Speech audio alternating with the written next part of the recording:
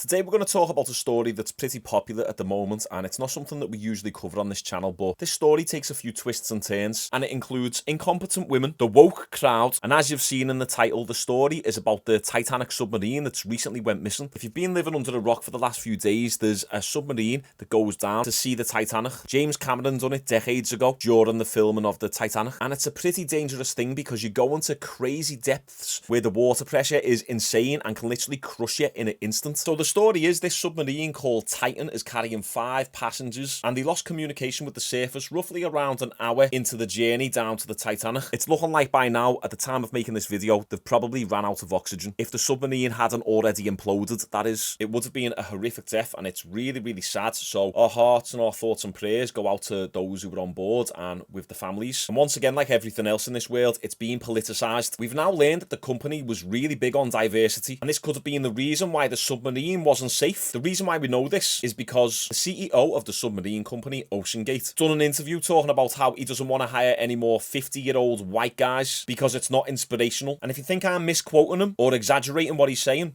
here he is saying it for himself. There are other sub-operators out there, but they typically have gentlemen who are ex-military submariners, and you'll see a whole bunch of 50-year-old white guys.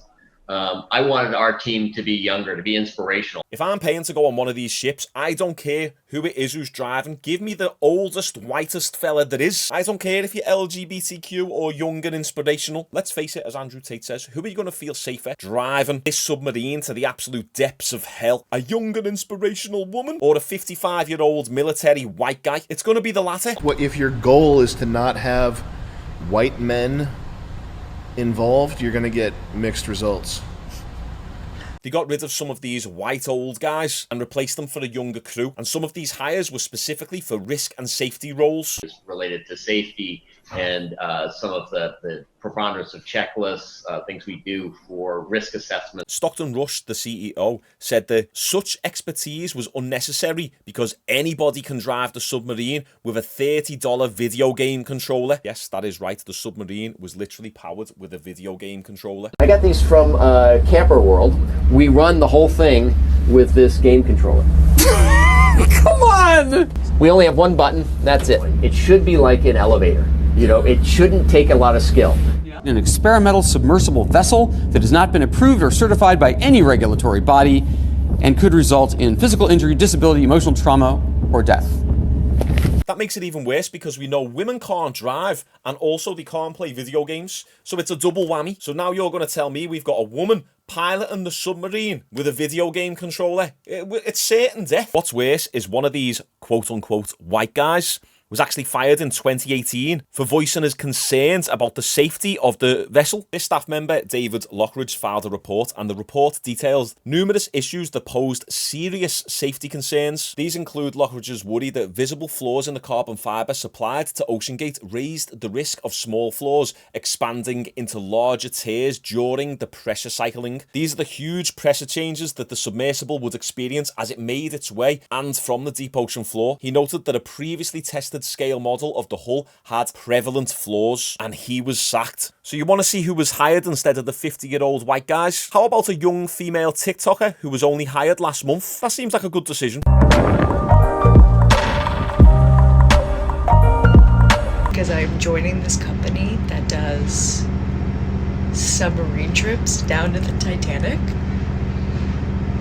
I could cry thinking about this, but stay the fuck tuned. Do these TikToks give you any hope that she has any clue what she's doing? Now you might think, Shaun, that's harmless, but I do not trust anybody woke to pilot a very dangerous mission 16,000 feet beneath the surface of the water. She uploaded a TikTok saying she somehow convinced her straight ass co-worker to go to a drag show. Somehow convinced my straight ass co-worker to go to a drag show while we're at port for less than 12 hours. For this beautiful... Yeah, it's just not looking good, is it? The more we look into the story, the more we realise the majority of the staff members are all woke, putting diversity before safety. OceanGate even tweeted about it. Where's the tweet for the men? Hey, who cares what gender they are? But you guys clearly do, hence why you're tweeting about them. It doesn't give me faith in the safety of the mission. It tells me that you're more focused on the diversity and how you appear to other people than the actual safety of the mission. But this is where the wokeness gets a little bit stronger. An online fact checker actually blamed Elon Musk for all this. They originally claimed the missing Titanic submarine submersible was relying on satellites from Elon Musk's SpaceX to communicate. Oh, it's the billionaires' fault. But they later had to retract this statement. SpaceX Starlink cannot be used to communicate with underwater submarines. And this is because the penetration depth of 2.45 gigahertz in water is only 8 centimeters and falls off with increasing frequency. Therefore, Starlink cannot be used to communicate with an underwater submarine. And now this is where it becomes a little bit of a culture war. All the crazy American liberals and all the lefties start coming out praising the fact that it's a couple billionaires on the ship, like we don't need them in society. And if you know anything about Twitch streamers, there's a well-known liberal called Hassan Piker who's known to critique anything that's not super left ideology. Well, his friend who he had on stream with him actually tweeted this. I mean, yes, if I'm being honest, I do believe anyone who spends $250,000 on a one-time novelty experience should be entombed in a box at the bottom of the ocean. Can you get any more insensitive than this? The lad who said this is sitting next to his friend Hassan Piker, who lives in a multi-million-dollar mansion, has got rich parents, and is in the top 1% of earners. And Hassan Piker is exactly the same. He's a rich millionaire who sits there and says, tax the rich, but not me. I'm not the enemy. It's the billionaires who are the enemy. We now live in a day and age where it's not the millionaires who are the enemy anymore. No,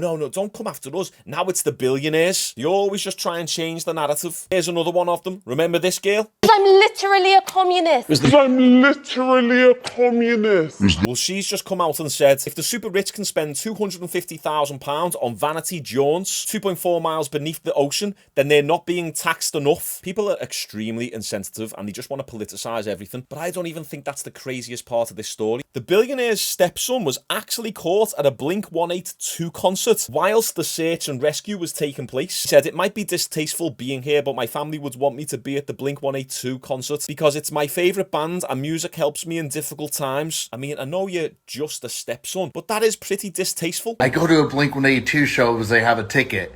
It wasn't like I was having super fun. It wasn't like I was celebrating, having a great time. I was kind of just listening to some of my all-time favorite songs, kind of like nodding my head. It's alright guys, he wasn't having super fun. That makes it okay then. Even Cardi B called the guy out. Now you know you're in the wrong if you're going to Cardi B for the logic. Well, what is he supposed to do? Be sad at the house? Is he supposed to go look for himself? Yes. You're supposed to be at the house sad. You're supposed to be crying for me. You're supposed to be right next to the phone waiting to hear any updates about me. You're supposed to be counseling your mom and shit. Like, isn't it sad that you a whole fucking billionaire and nobody gives a fuck about you? I mean, she's not wrong there, is she? This is a pretty sad situation. The most likely scenario is that the hull of the submersible imploded due to the brittle carbon fibre material, killing all 5 passengers within milliseconds. The last possible scenario, which is unlikely based on the facts we have, is that they are currently stuck at the Titanic wreckage or near it on the seabed. If that's the case, it would take hours to find them and more hours to pull them out. It's roughly about 8 hours to pull them up from the bottom of the seabed, which means they have almost zero chance of surviving. This, while unlikely, is the most harrowing scenario, as it means they've spent days in freezing temperature and will likely end up freezing or suffocating to death. Remember, the victims include a father and a son, and regardless of how much someone is worth, regardless if it's a millionaire or billionaire, these are still humans, the real people, sons, fathers, brothers, friends. So how about we stop looking at billionaires like they're the enemy? Because I guarantee that you own an iPhone or an Android right now, and who's that owned by? Billionaires. Do you drink Diet Coke? Who's that owned by? Billionaires. Do you drive a Ford or an Audi or a BMW? Who owns that? Billionaires. All these people who have genuine dislike for billionaires and millionaires. Okay then, that's fine. How about you stop using their products? How about you stop shopping at their stores? You won't do that, will you? You'll take all the benefits of their products, but don't like the fact that it's not for free and that the billionaire's benefiting. Or you don't care whatsoever, and all this is just virtue signaling online to make it look like you are a very nice person who cares about poor people. Anyway, that's the video, guys. 1 like equals 1 prayer on this video. Pretty sad ending to this horror story, and our thoughts and prayers are with the families. Okay, like and subscribe, and I'll see you all tomorrow.